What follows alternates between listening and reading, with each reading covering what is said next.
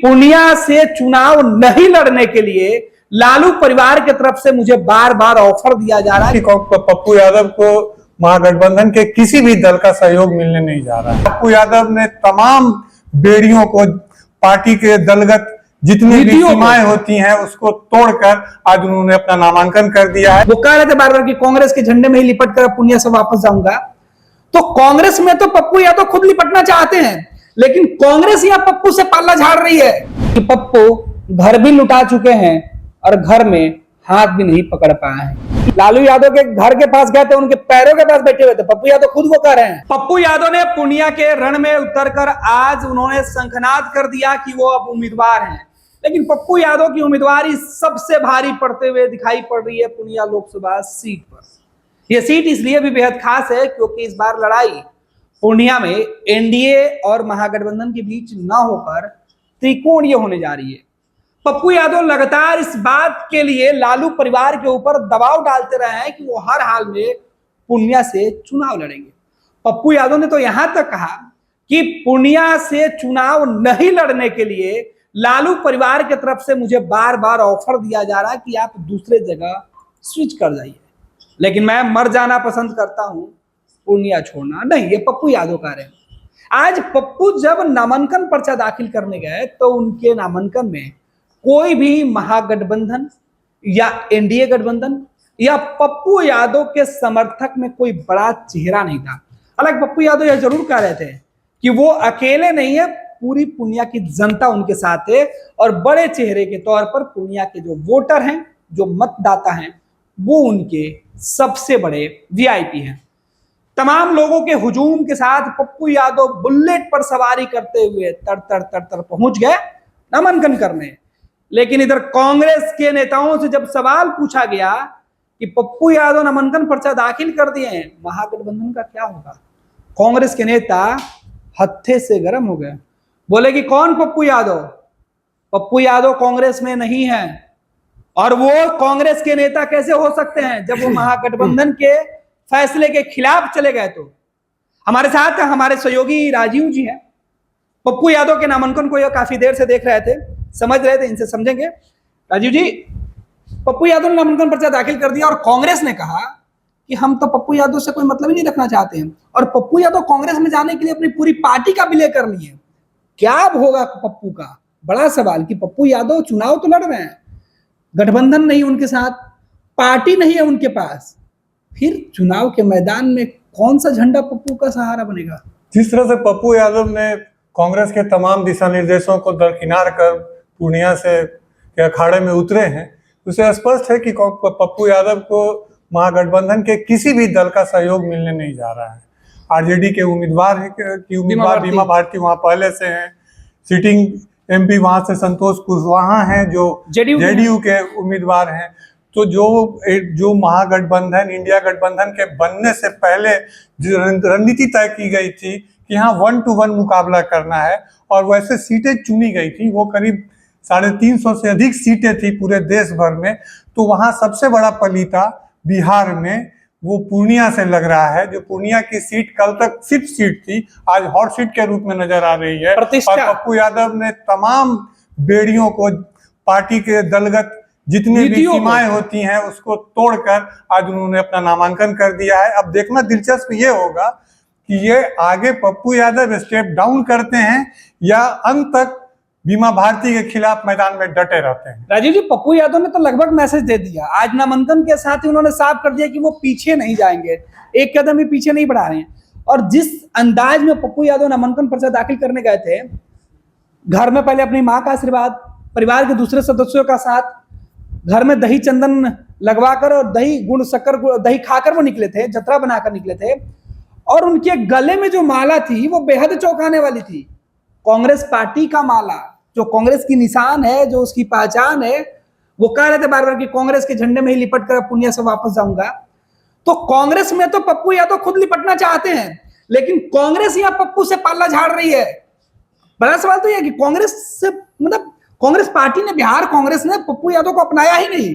जिस कांग्रेस को पप्पू यादव गले में लटकाकर घूम रहे हैं, वही कांग्रेस का रही है कि भाई आप हो कौन? आप 2-3 दिन पहले पप्पू यादव का बयान सब पर जरा गौर कीजिए। पप्पू यादव ने कहा था कि मैं मर जाऊंगा, जहर खा लूंगा, लेकिन पूर्णिया नहीं छोड़ूंगा। तब उन्होंने यह भी कहा था कि मेरी लाश जो होगी वो कांग्रेस के तिरंगे में लपेट कर यहाँ से जाएगी। पप्पू यादव ने भावनात्मक रूप से झकझोरने, कांग्रेस के पार्टी नेतृत्व को या खासकर आरजेडी सुप्रीमो लालू यादव को झकझोरने की तमाम कोशिशें कर ली, लेकिन पप्पू यादव को कहीं से न उनकी पार्टी से साथ मिला। और सबसे इस पे तकनीकी ये है जो आज प्रदेश कांग्रेस के अध्यक्ष अखिलेश सिंह और प्रवक्ता कांग्रेस के बता रहे हैं कि तकनीकी रूप से तो पप्पू यादव अभी भी कांग्रेस में नहीं है, शामिल ही नहीं हुए वो कांग्रेस में। उन्होंने दिल्ली में पिछले 20 मार्च को अपनी पार्टी का तो विलय कर दिया, लेकिन उन्होंने राजद कांग्रेस की सदस्यता सलाखत आश्रम से अभी तक नहीं कटाई, पर्ची नहीं कटाई। और कांग्रेस के लिए यही सबसे बड़ा तकनीकी पक्ष है कि पप्पू यादव जब हमारे पार्टी के सदस्य ही नहीं है तो वो पार्टी के किसी भी दिशा निर्देश का उल्लंघन नहीं कर रहे हैं और बतौर निर्दलीय प्रत्याशी वो चुनाव मैदान में है। ये इशारा हम नहीं कर रहे हैं, ये हम बता रहे हैं। 5 रुपए की रसीद पप्पू नहीं कटाकर भारी गलती कर लिए हैं, क्योंकि पप्पू घर भी लुटा चुके हैं और घर में हाथ भी नहीं पकड़ पाए हैं। ये पप्पू यादव की दास्ता हो गई है। पप्पू यादव अपने बयानों के लिए सुर्खियों में रहते हैं, लेकिन इस बार पप्पू यादव अपनी मिस्टेक के लिए सुर्खियों में है। पार्टी विलय कर लिया, बेटे के साथ कांग्रेस पार्टी में जाकर ज्वाइन तो कर लिया, फोटो सेशन हो गया, लेकिन क्या नहीं हुआ। बिहार में आकर जो पर्ची कटवानी थी 5 रुपए की सदस्यता वाली, वो नहीं कटवाए, और यही कांग्रेस पार्टी के लिए वरदान साबित हुआ, क्योंकि पप्पू यादव को पहले से पता था कि पूर्णिया सीट उनको राजद नहीं देगी, तो वो दावा ठोकेंगे। और कांग्रेस को पता था कि पप्पू यादव हमारी बात नहीं मानेंगे, तो फिर इनके ऊपर हम क्या कहकर अपना पल्ला झाड़ेंगे। तो आज पप्पू यादव से कांग्रेस पार्टी अगर अपना पल्ला झाड़ रही है तो उनके पास तकनीकी तौर पर पप्पू यादव के कांग्रेस में नहीं होने की प्रमाण है, जबकि पप्पू यादव सार्वजनिक तौर पर, फिजिकल तौर पर कांग्रेस को अपना चुके हैं। राजीव जी, पल्ला झाड़ने से कांग्रेस का काम नहीं चलेगा। कांग्रेस पार्टी को खुलकर इस पर बयान देना होगा और पप्पू यादव को रोकना होगा, एक्शन लेना होगा। अब इसमें एक तकनीकी मामला यह भी होता है कि कांग्रेस पार्टी पप्पू यादव जो उसके सदस्य भी नहीं है, उसकी सदस्यता भी नहीं हासिल किए हैं, और चुनाव के 15 दिन पहले या पिछले 20 मार्च से जो पूरे बिहार में प्रचारित किया जा रहा था कि पप्पू यादव ने कांग्रेस का दामन छाप लिया और वो पूर्णिया से कैंडिडेट होने जा रहे हैं, कांग्रेस के आधिकारिक प्रत्याशी होंगे वो। उसके बाद गंगा में काफी पानी बह चुका है गणेश, और उसके बाद फिर बीमा भारती की एंट्री होती है, लालू जी के घर पर जाती हैं, वहां से वो सदस्यता ग्रहण करती हैं। ये सब पप्पू यादव के नाक के नीचे हो रहा था, और पप्पू यादव इस बीच भी जो तकनीकी पक्ष से कांग्रेस की सदस्यता इनको हासिल कर लेनी चाहिए थी, तो आज इन पर कांग्रेस या तो इनको पार्टी से निष्कासित करता, जैसे आज पार्टी से निष्कासित कर दिए गए हैं संजय निरुपम महाराष्ट्र से, और कई लोग पार्टी से, तो कांग्रेस वहां पर कुछ इन पर कार्रवाई भी कर सकती थी, लेकिन अभी तो कांग्रेस के भी हाथ खाली है। तो पप्पू के लिए तो ये भी कह सकते हैं कि पप्पू को कांग्रेस ने निकाला भी नहीं, पप्पू कांग्रेस तो निकाल भी नहीं सकती है। ही नहीं तो निकालेगी कैसे? वही बात है कि कांग्रेस तो उनको निकाल भी नहीं सकती है। तो कांग्रेस यहाँ फैसला लेने के मामले में पूरी तरीके से पंगु हो गई पप्पू के मामले पर।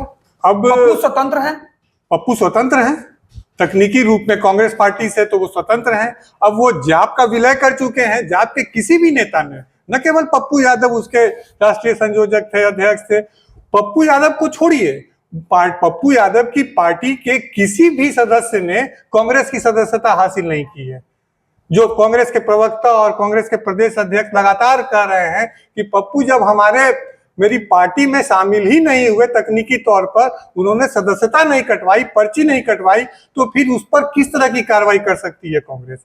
तो यहाँ कांग्रेस के हाथ तंग है। अब आगे देखना दिलचस्प होगा कि आगे चुनाव प्रचार को पप्पू अपने किस सहारे से ले जाते हैं, या फिर उनके समर्थन में और क्या कौन लोग सामने आते हैं। ये तो तय है कि पप्पू यादव को कांग्रेस का साथ नहीं मिलेगा। पप्पू यादव के चुनाव प्रचार में कांग्रेस का कोई नेता नहीं जाएगा। पप्पू यादव के लिए महागठबंधन की तरफ से कोई भी नेता चुनाव प्रचार करते हुए नहीं दिखेंगे। और जो लोग उनके साथ दिख रहे हैं, अगर पार्टी के वो कार्यकर्ता और नेता होंगे, तो पप्पू यादव के साथ जाने का मतलब अपनी पार्टी से बगावत करना है। जो भीड़ आज दिखाई पड़ रही थी, जो कह रहे थे कि हम पप्पू यादव के साथ है, वो पप्पू यादव के लोग हो सकते हैं, लेकिन अगर उस पर किसी पार्टी के कार्यकर्ताओं का मुहर लगाया जाए तो शायद उनकी सदस्यता मुश्किल में पड़ जाएगी। तो क्या पप्पू के लिए कोई अपनी सदस्यता अपनी पार्टी को छोड़ेगा?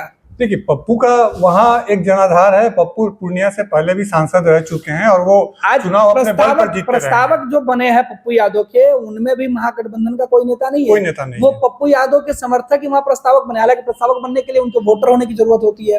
पूर्णिया सीट से जो वोटर होगा वो आराम से बन सकता है। उसमें कोई कैटेगरी नहीं है कि आपके पास विधायक या सांसद होना चाहिए। तो खैर ठीक है, आम लोग होने चाहिए, वोटर होने चाहिए, और उन वोटरों के दम पर पप्पू यादव संसद जाना चाहते हैं।